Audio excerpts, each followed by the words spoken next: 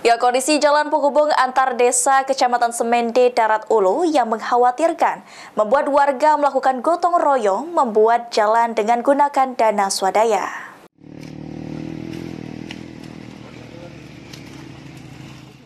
Kondisi jalan penghubung antar desa Kecamatan Semende, Darat Ulu yang mengkhawatirkan membuat warga melakukan gotong royong membangun jalan dengan gunakan dana swadaya.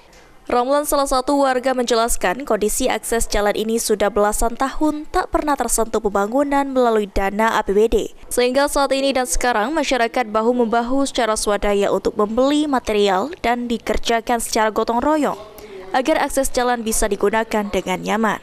Dengan kondisi ini, masyarakat berharap kepada pemerintah daerah dan pihak terkait untuk menganggarkan perbaikan akses jalan penghubung antar desa ini apabila masih dengan kondisi jalan menanjak dan kiri kanan terdapat jurang makin membahayakan jika jalan rusak.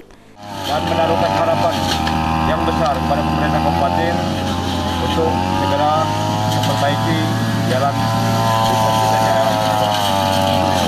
Banyak terjadi kecelakaan karena di tebing, di terjun, kiri kanannya sungai barat. Mardiansyah, PAL TV.